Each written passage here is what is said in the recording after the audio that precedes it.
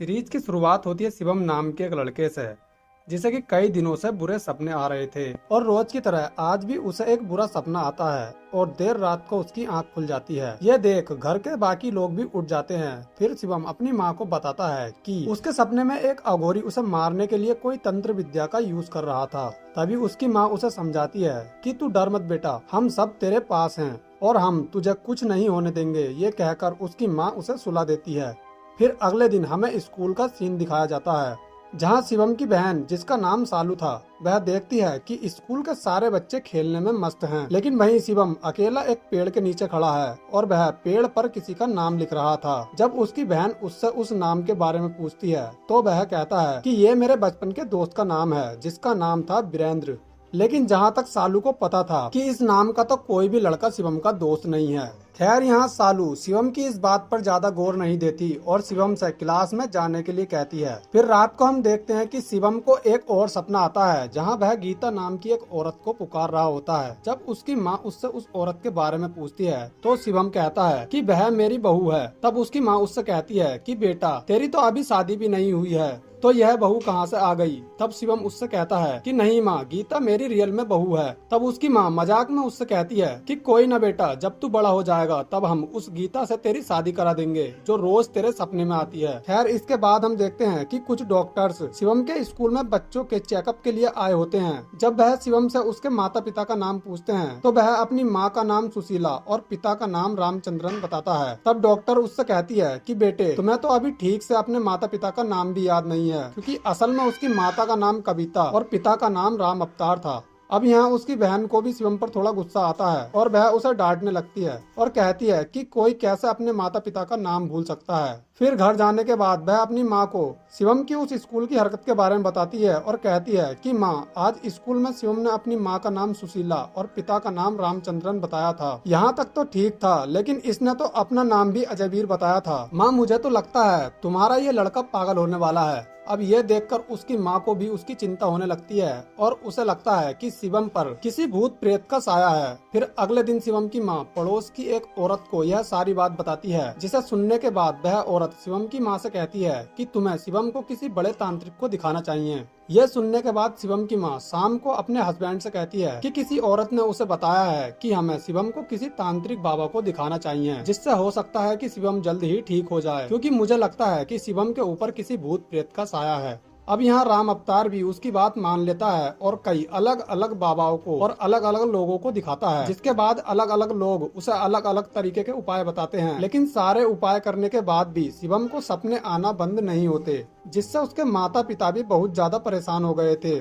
अब एक दिन राम अवतार अपने कुछ पड़ोसी दोस्तों के साथ बैठा होता है और उसे उदास देखकर उसके दोस्त उससे इस उदासी का कारण पूछते हैं। तब राम अवतार उन्हें पूरी बात बता देता है। तभी उसका एक दोस्त उसे एक बहुत बड़े पुजारी आचार्य के बारे में बताता है और कहता है कि तुम एक बार शिवम को वहाँ और दिखा लो, क्योंकि उन्होंने ऐसे बहुत से बच्चों को ठीक किया है। अब ये सुनकर राम अवतार अगले ही दिन अपनी पत्नी के साथ पुजारी जी आचार्य के पास चला जाता है और उन्हें पूरी बात बता देता है। आचार्य जी भी उन दोनों की बात को बहुत गौर से सुनते हैं और जब वह लोग इसका हल पूछते हैं तो आचार्य जी उन्हें बताते हैं कि तुम्हारे लड़के का यानी कि शिवम का ये दूसरा जन्म हुआ है, यानी पुनर्जन्म। और जो नाम वो तुम्हें अपने माता पिता और पत्नी का बताता है वो सब उसके पिछले जन्म के परिवार के नाम हैं। पिछले जन्म में ही उसका नाम अजयवीर था और उसकी पत्नी का नाम गीता, यहाँ तक कि उसकी माता का नाम सुशीला और पिता का ही नाम रामचंद्रन था। यहाँ आचार्य जी उन्हें बताते हैं कि शिवम का यह दूसरा जन्म है और उसका दूसरा जन्म किसी खास मकसद को पूरा करने के लिए हुआ है। शायद पिछले जन्म में उसका कोई अत्यंत महत्वपूर्ण काम अधूरा रह गया था, जिसे पूरा करने के लिए ही उसने दूसरा जन्म लिया है। जब शिवम अपने उस महत्वपूर्ण काम को पूरा कर लेगा तब वह अपने आप ही ठीक हो जाएगा और इसके अलावा उसे ठीक करने का कोई दूसरा रास्ता नहीं है। यहाँ आचार्य जी उनसे ये भी कहते हैं कि अब जल्द से जल्द तुम दोनों भी उसके इस काम को पूरा करने में मदद करो,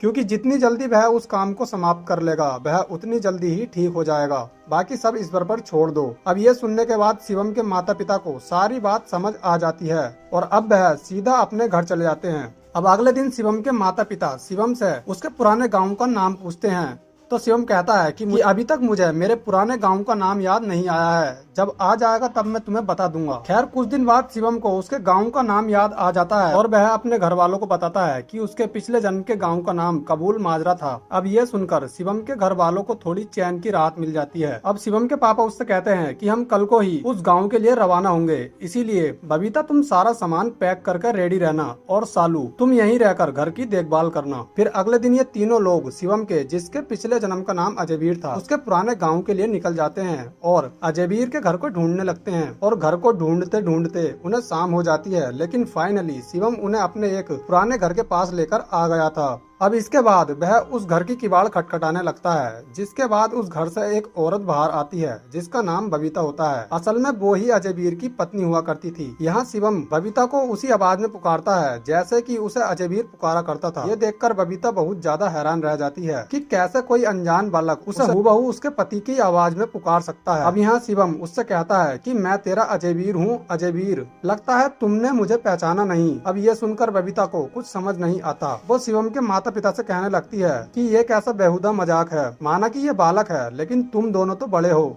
तुम इसे डांटने की बजाय इसका साथ दे रहे हो। तभी शिवम की माँ उससे कहती है कि चिंता मत करो, हम तुम्हें सारी बात बताते हैं, पहले तुम ये बताओ कि क्या ये अजयवीर का घर है। तब बबीता उनसे कहती है कि हाँ ये अजयवीर का घर है। फिर वह उन्हें घर के अंदर लेकर जाती है। घर के अंदर एक बूढ़ा आदमी भी होता है जो कि अजयवीर का पिता रामचंद्रन था। ये देख शिवम उसके गले से लग जाता है और कहता है बापू मैं तेरा अजयवीर हूँ और तू चिंता न कर, अब मैं वापस आ गया हूँ ना, मैं तेरी सारी परेशानियाँ दूर कर दूंगा। इतने में ही सुनैना और नोनू भी आ जाते हैं, जिसमें से सुनैना अजयवीर की बेटी थी और नोनू उसका बेटा। वो लोग भी अब काफी बड़े हो गए थे। जब उन्हें अजयवीर के पुनर्जन्म के बारे में बताया जाता है तो नोनू को लगता है कि ये लोग बहुत बड़े फ्रॉड हैं और उनसे कहने लगता है कि पुनर्जन्म तो उसका होता है जो कि मर गया हो, लेकिन हमारा बापू तो अचानक गायब हुआ था, जिसके बाद आज तक उसके मरने की कोई खबर हम तक नहीं आई। तो तुम इतने विश्वास के साथ कैसे कह सकते हो कि तुम ही हमारे बापू का पुनर्जन्म हो। तब यहाँ शिवम उससे कहता है कि मैं गायब नहीं हुआ था, मैं किसी काम से कहीं गया था, जिसके बाद मेरी मृत्यु हो गई थी, लेकिन मैं कैसे मरा था ये मुझे अभी तक याद नहीं आया है। अब यहाँ शिवम की बातों को सुनकर उसके बूढ़े पिता को यानी रामचंद्रन को ये पूरा विश्वास हो गया था कि शिवम ही उसका अजयवीर है, लेकिन सुनैना और नोनू को अभी भी लगता है कि शिवम की बातों में कोई भी सच्चाई नहीं है। खैर इसके बाद बबीता उनसे कहती है कि आप लोग बैठ जाओ, मैं आपके लिए खाना लेकर आती हूँ। इसके बाद बबीता उन्हें खाना लाकर देती है। तभी यहाँ शिवम बबीता से कहता है कि क्या तुम्हारी पुरानी आदत अभी तक नहीं गई है? तुम्हें पता है ना कि जब भी मैं खाना खाता हूँ मुझे अचार एक अलग कटोरी में लाकर दिया करो। एक ही बर्तन में तेल और रोटियां रखने से रोटियों के भी तेल लग जाता है। अब ये सुनकर बबीता को भी पूरा यकीन हो जाता है कि शिवम ही उसका अजयवीर है, क्योंकि अचार वाली बात अजयवीर के अलावा कोई तीसरा आदमी नहीं जानता था। और यहाँ बबीता ने ही जानबूझकर उसे एक ही थाली में अचार और रोटियां दी थी, क्योंकि वो जानती थी कि अजयवीर को रोटियां और अचार अलग अलग बर्तन में चाहिए होते थे। अब ये सुनकर उसकी पूरी फैमिली को शिवम पर पूरा विश्वास हो गया था कि शिवम ही उनका अजयवीर है। खैर अगले दिन गाँव के मुखिया और कुछ अन्य लोगों को भी अजयवीर के घर बुलाया जाता है और जिन लोगों को भी अजयवीर जानता था शिवम से उनका नाम पूछा जाता है। तब शिवम एक एक करके उन सारे लोगों के नाम और उनके बारे में जो भी बातें जानता था वह बता देता है। अब गांव वाले भी समझ गए थे कि ये अजयवीर ही है, लेकिन एक बात अभी भी गांव वालों को खटक रही थी कि अजयवीर कैसे मरा था। खैर इसके बाद अजयवीर का चचेरा भाई जिसका नाम ओमवीर था वह गांव वालों से कहता है कि कुछ दिन बाद सुनैना की शादी होने वाली है, अगर गांव वालों को कोई ऐतराज न हो तो क्या हम सुनैना का कन्यादान शिवम के हाथों से करवा सकते हैं। तब गांव का मुखिया कहता है कि एक बेटी का बाप अपनी बेटी का कन्यादान करने के लिए पुनर्जन्म लेकर वापस आया है, इससे अच्छी बात सुनैना और इस गाँव वालों के लिए और क्या हो सकती है, इसीलिए अच्छा होगा कि शिवम के ही हाथों सुनैना का कन्यादान हो। खैर इसके बाद ओमवीर शिवम से कहता है कि मेरा भाई काफी वर्षों बाद वापस लौटकर आया है, इसीलिए आज ये शाम का खाना मेरे घर खाएगा और आज पूरी रात ये और मैं जी भरकर एक दूसरे से बात करेंगे। इसके बाद शाम को अजयवीर अपने भाई के घर जाता है और खाना खाने के बाद कुछ देर वह अपने भाई से बात करता है और वहां से चला आता है। अब रात को जब अजयवीर सो रहा होता है तब कुछ गुंडे उसे मारने के लिए उस पर हमला करने आते हैं, लेकिन तभी राम अवतार जाग जाता है और गुंडों को मारकर भगा देता है। फिर अगले दिन ओमवीर उनके पास आता है और कहता है कि क्या तुम जानते हो कि वो लोग कौन थे जिन्होंने शिवम पर हमला किया था। तब राम अवतार उनसे कहता है कि वो लोग मास्क पहनकर आए थे और शिवम को बचाने के चक्कर में वह उनका चेहरा नहीं देख पाया था। अब यहाँ राम अवतार उससे कहता है कि यहाँ रुकना शिवम के लिए ठीक नहीं है, क्योंकि खतरा अभी तक टला नहीं है और अगर शिवम यहाँ रहा तो वो लोग दोबारा से भी शिवम पर अटैक करने के लिए आ सकते हैं। इसीलिए अच्छा यही होगा कि हम लोग वापस अपने गाँव चले जाएं। अब यहाँ ओमवीर भी उन्हें जाने से नहीं रोकता, लेकिन जाते जाते वह राम अवतार से कहता है कि कुछ दिन बाद सुनैना की शादी आने वाली है और एक बेटी के लिए अच्छा होगा अगर उसका कन्यादान उसके पिता के द्वारा किया जाए। तब राम अवतार उससे कहता है कि तुम चिंता मत करो भाई, सुनैना का कन्यादान शिवम ही करेगा और उसकी शादी से पहले ही मैं शिवम को लेकर आ जाऊंगा। इसके बाद राम अवतार शिवम और बबीता को लेकर वापस अपने गांव आ जाता है और वहीं पर रहने लगता है। अब कुछ दिन बीत जाते हैं और सुनैना की शादी भी आ जाती है। इसके बाद राम अवतार अपनी पूरी फैमिली को लेकर सुनैना की शादी में जाता है, जहां सुनैना की शादी की तैयारियां चल रही थी और कुछ ही देर में सुनैना का कन्यादान भी होने वाला था। लेकिन तभी उन्हें पता चलता है कि कोई शिवम को किडनैप करके ले गया है, जिसके बाद ये सब लोग बहुत ज्यादा घबरा जाते हैं और शिवम को ढूंढने के लिए निकल जाते हैं। फिर हमें दिखाया जाता है कि कोई उसे किडनैप करके एक सुनसान जगह पर ले आया है और एक अघोरी उसके ऊपर कुछ मंत्रों का जाप कर रहा था। ये वही अघोरी था जिसे एक बार शिवम ने अपने सपने में देखा था। तभी हमें पता चलता है कि उसके चचेरे भाई ओमवीर ने ही उसे किडनैप किया था और ये लोग उसकी बलि देने वाले हैं। अब यहाँ ओमवीर शिवम से यानी कि अजयवीर से उसकी आखिरी इच्छा पूछता है। तब शिवम उससे कहता है कि भाई क्या तुम बता सकते हो कि मैं पिछले जन्म में कैसे मरा था। तब ओमवीर उसे बता देता है कि पिछले जन्म में वह अपनी मौत नहीं मरा था, बल्कि उसने ही अघोरी के साथ मिलकर उसका मर्डर किया था। तब शिवम उससे कहता है कि ओमवीर तू तो मेरा भाई था ना, फिर तूने मुझे क्यों मारा था। तब यहाँ ओमवीर उससे कहता है कि मेरा बाप बहुत ज्यादा दारू पिया करता था, जिसके बाद उसने हमारे हिस्से की सारी जमीन बेचकर उसका पैसा दारू में उड़ा दिया था और हमारे पास खाने के लिए एक भी अनाज का टुकड़ा नहीं बचा था और ना ही अनाज बोने के लिए जमीन। तब तुम्हारे पापा ने गांव वालों के सामने अच्छा बनने के लिए मेरे बापू को थोड़ी सी जमीन दान में दे दी थी, जिस जमीन में हमने सालों मेहनत की लेकिन हम एक भी अनाज का दाना नहीं उगा पाए थे, जिसमें हमारा बहुत सारा पैसा भी खर्च हो गया था और हम पूरी तरह कर्जे में डूब गए थे और इसी बात का बदला लेने के लिए मैंने तुम्हें मार दिया था। अब यहाँ शिवम मुझसे कहता है कि मैं जानता हूँ कि मुझे मारने के पीछे ये वजह नहीं थी, दरअसल ये सब इस अघोरी का प्लान था जिसने तुम्हें मेरे खिलाफ भड़काया था, जिसके बाद ही तुमने मुझे मारा था।